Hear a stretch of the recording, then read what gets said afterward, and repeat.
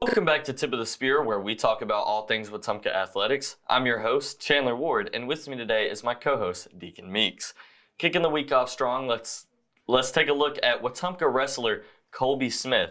Smith is going to be your first Community Bank's Player of the Week. Smith winning that, considering that he went to the AHSAA Individual State Championship and won in the 113-pound weight class. Now, with Colby Smith only being a freshman, he had a 39-2 record, or a 95% win percentage. And as I previously stated, as a freshman, that is a little crazy. So with all that to come, with these 3 seasons left in his high school career, he has a lot of potential for development and hopefully 1 or more state championships to come. Yeah, the Wetumpka wrestling team is definitely going to have to come off and utilize those young guys, those freshmen such as Blake Adams, along with Colby Smith, like you were saying. But another team that for the Wetumpka Indians that I'd like to point out that is very talented is this tennis team for Wetumpka. Recently going over to 17 Springs and Millbrook, played the Stanhope Elmore Mustangs and beat them in a 9-0 shutout victory. So amazing props to them. And another Indian team I'd like to point out that played this previous week were the boys soccer team, going and playing Dothan in a very toughly fought game, losing 5-0, however, and starting their season 3-3.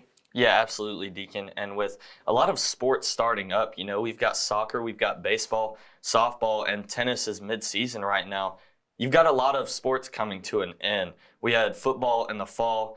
Basketball and wrestling just came to an end with Colby Smith, your state champion, and the basketball team for the boys losing against Saraland in the sub-regionals 58-56. So a bit of a nail-biter for them, and I know it kind of hurts a little bit when you go from last year where you were area champs and made it to the Sweet 16.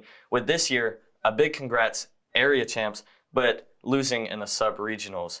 And so along with the boys, we've got the girls who also took an L and wiped out their season with a 60-37 loss against Murphy. Yeah, very tough games there for the Indians, but they were all hard fought, and I'd like to point that out. Throughout the whole season, the Indians have fought through adversity. They've played tough, and especially during that Saraland game, the boys did a great job of that.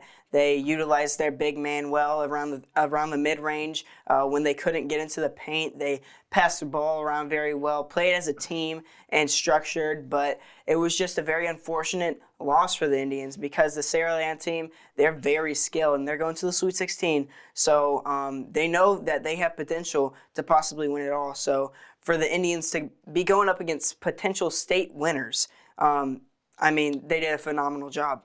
Yeah, absolutely. Like I said, it was a nail biter, and I know there's a lot of emotion after a game like that.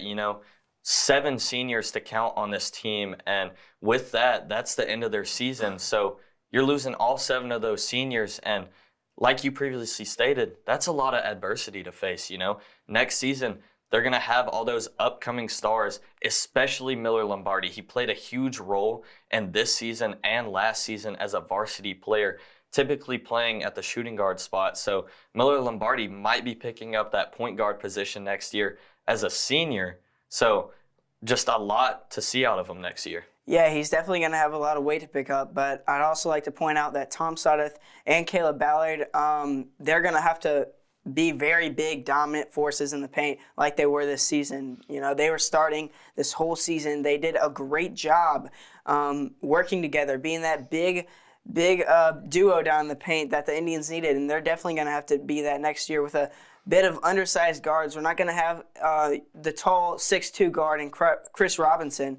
We're going to have a bit smaller guards, as in Hayes Lorenzi, still very skillful, but not as tall. So it'll be, like you're saying, a lot of adversity and a lot of challenges for the Indians to come off of. Yeah, they've got a lot of challenges indeed. You're facing off against high school teams that have potential college players, and in college, if you're not 6'3" and up, you don't have much of a chance to making it into the pro leagues, So a lot of challenges to face, and that's something the Indians have to overcome. Now, one thing I would like to point out, as you previously stated, was that paint dominance, especially the paint defense. Like you said, Tom Suddeth and Caleb Ballard, played great in the paint, always defending. Sure, there were a couple fouls, but, it's basketball. That's going to happen. But with Caleb Ballard and Tom Sudduth down there for next season, and when Tom is gone, Caleb Ballard alone, I think they're going to have a pretty decent team for years to come. Yes, and relying on other players was another key factor to that game that kept the Indians in it, kept them battling because Coach Thomas trusted his bench players. They trusted that they'd go out there, do their thing, lock the Saraland players up, and they did. They fought very, very hard. It was just a close game, and in the end, Saraland got the last shot.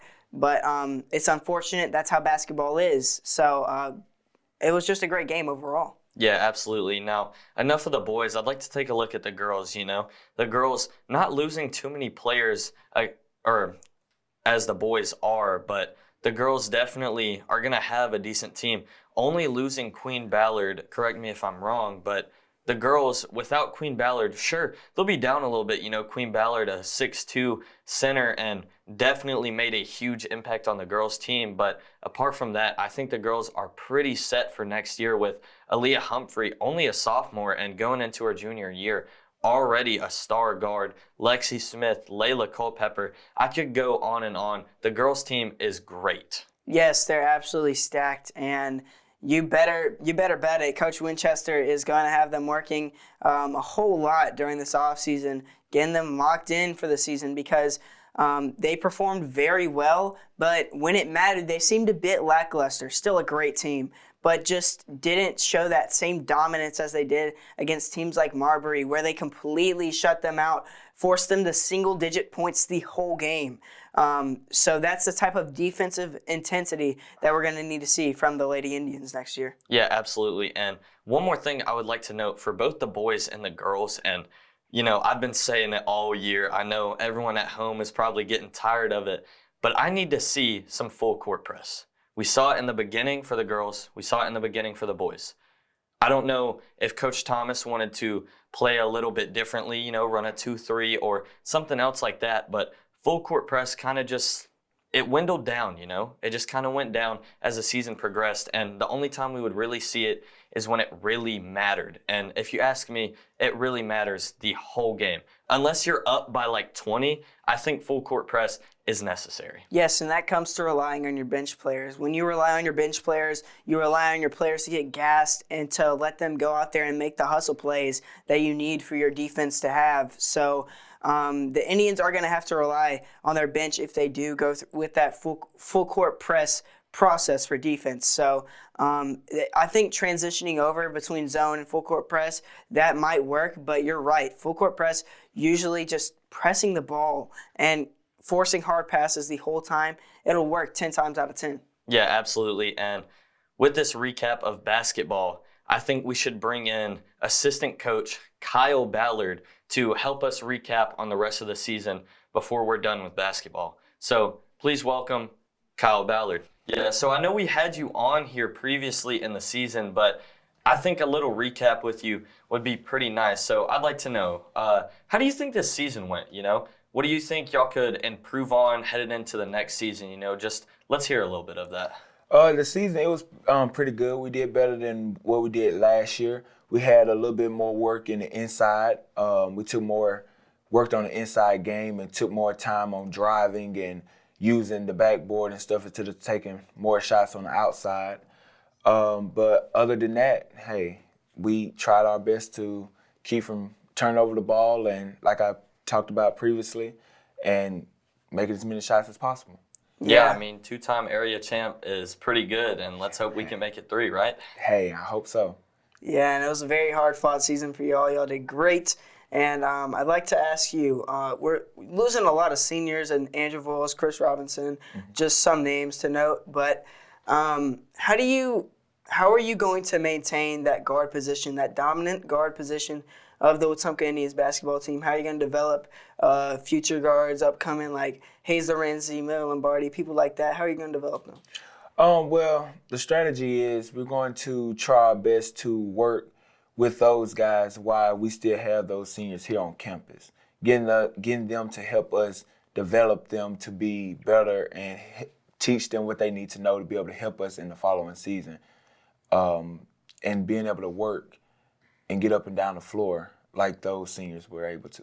Yeah, absolutely. Very well said. Now, one thing I would like to ask is, how are you going to help develop your brother, Caleb Ballard? You know, he's a sophomore currently, so 2 more seasons to go. And how are you going to help him develop over the summer to be a better player going into next season? Well, I work with him every morning right before school, right before we get here. And we put a lot of work in throughout the week and throughout on the weekend. This year, he's going to be on the AAU circuit that I'll be coaching with, B. Mays Elite. But I'm trying my best to do like I did last year. Hopefully, I won't put him on the bench this season. But it's going to be a lot going on this summer with him. Yeah, absolutely. So thank you very much. I'm very sad that basketball is coming to an end. It's a great sport, and y'all had a great season, so congratulations.